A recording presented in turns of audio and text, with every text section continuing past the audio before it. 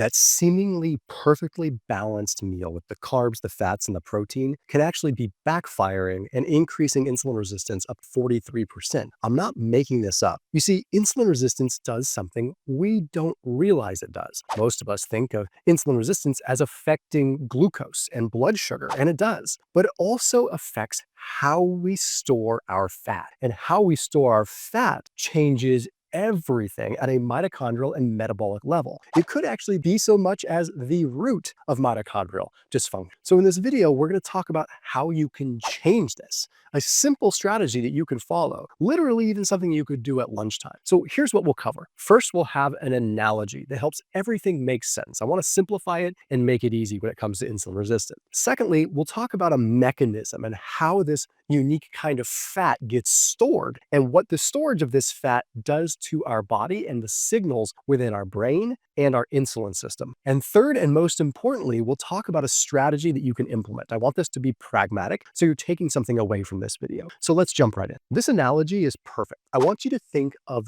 domino lined up in a row, right? You knock them over, they all fall down. You've got this chain reaction with dominoes. Think of the entire insulin signaling process as a chain of dominoes falling. You eat carbohydrates, insulin is released, and the dominoes begin to fall, okay? Well, when this particular kind of thing happens and this fat forms, what happens is that fat sort of forms a sticky piece of gum on one of the dominoes. So when the dominoes are falling, boom, boom, boom, boom, it hits the one and it's like, oh, that one's not falling. It just so happens to be that that domino is insulin receptor substrate 1, which is basically the docking system for insulin, right? That insulin receptor substrate is so important. It basically stops the process of insulin doing its job. This is exactly why you feel lethargic after you eat carbs sometimes, because the system's not working. It's the same reason why you get winded walking upstairs, because the moment you start using carbs for fuel with higher intensity, yes, going upstairs is higher intensity, the system might get broken, right? This whole process is very important. And it leads us to the second part, which is part 2 of this video, where we explain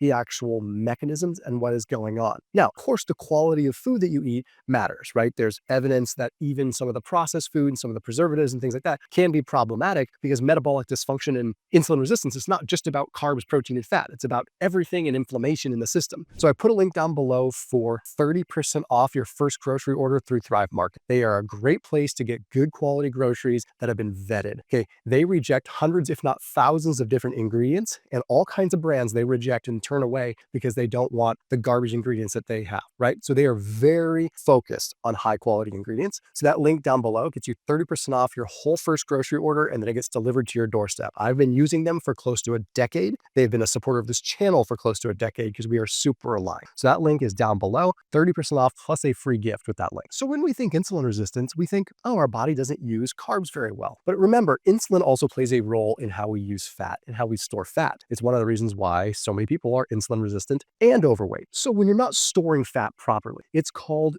DAG.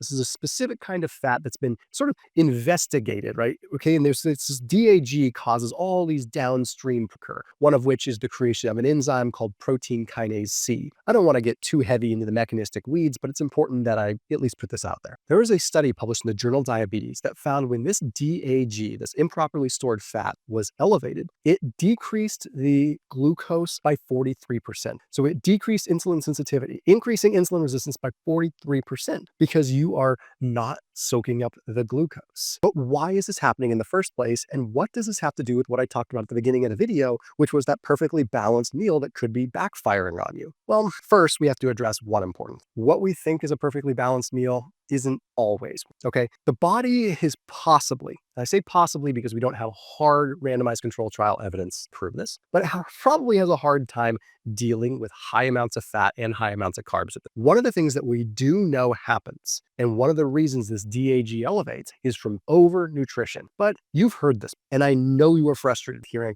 you just need to eat less and move more. You need to control your calories. It's like, we know this already, okay? But there's more going on. There has to be. This is where we enter overnutrition. If you eat a lot of calories at once, that is certainly overnutrition, which triggers this DAG, this improperly stored fat. But what if combining too much in the way of fats and too much in the way of carbs or sugar was also causing this? Is an overnutrition from a macronutrient perspective. And when we think about what makes a food bad, well, funny, because sugar on its own really isn't that problematic. Really, I mean, I hate to say it, but also saturated fat on its own is not really problematic. So where's the problem here? It's when they're combined, right? Now there's more to it than just this, because we know a donut is high in fat and high in sugar. And a donut probably makes you feel different than a Sour Patch Kid, right, Frank? Just like a donut is going to feel different than eating a steak that still has a ribbon of fat on. Okay, when we're combining these things, we are putting ourselves in an overnutrition state at a mitochondrial level, something called mitochondrial gridlock, where the mitochondria could only handle so much fuel at once. Have you ever noticed that sometimes you could just eat like a steak and feel totally fine? And then other times, like you have that steak and maybe it's on some rice or something like that and you don't feel good? What if it wasn't just the carbs causing the problem, but what if it was actually the combination of just too many calories at once and too many fats and carbs coming in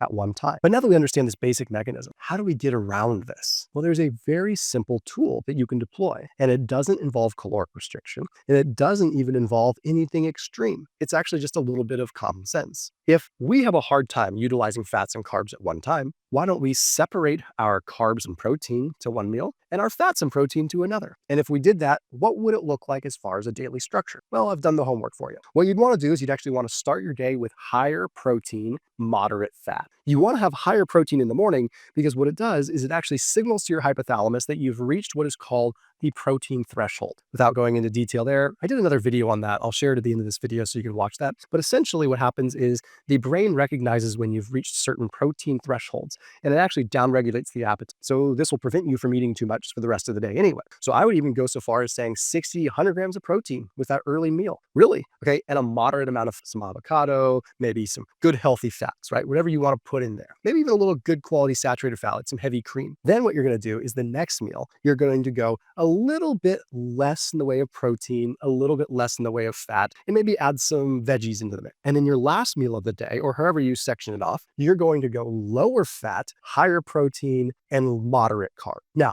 if you don't eat carbohydrates, you certainly don't have to do this. You could just maybe keep the fats a little lower at night. But if you are eating carbohydrates, allocate your carbs to the evening. It's not going to disrupt your sleep unless you eat them right before bed. As a matter of fact, it's going to partition your nutrients in such a way that you're not going to have this nutrient overload. And you're naturally going to eat a few less calories, which is going to help you with that nutrient overload in the first place. But there's something really important that you need to know here too. Frequent breaks between meals and adequate distinct breaks between meals. A lot of the problem isn't just all the food coming in at once. It's all the food coming in at once and never stop and never giving us a break. That's not good for the digestive system, but it's really not good for the mitochondria. The mitochondria need breaks from fuel. Breaks from fuel allow the mitochondria to recharge, to actually clean up. It allows all systems in the body to reset to a certain degree. It allows insulin levels to come down. It allows us to maintain insulin and glucose sensitivity so that when we do eat, our body isn't numb to it. This is one of the most important things. And if you take one thing out of this video, it is that. Chill on the snacking. Have these clear defined breaks between meals. Also, apple cider vinegar with carbohydrate-rich meals does make a difference. It does delay the gastric emptying, and it does allow for alternative fuels to get into the mitochondria, therefore helping how we use the food. So I've also promised you that video that talks about protein and how to time it properly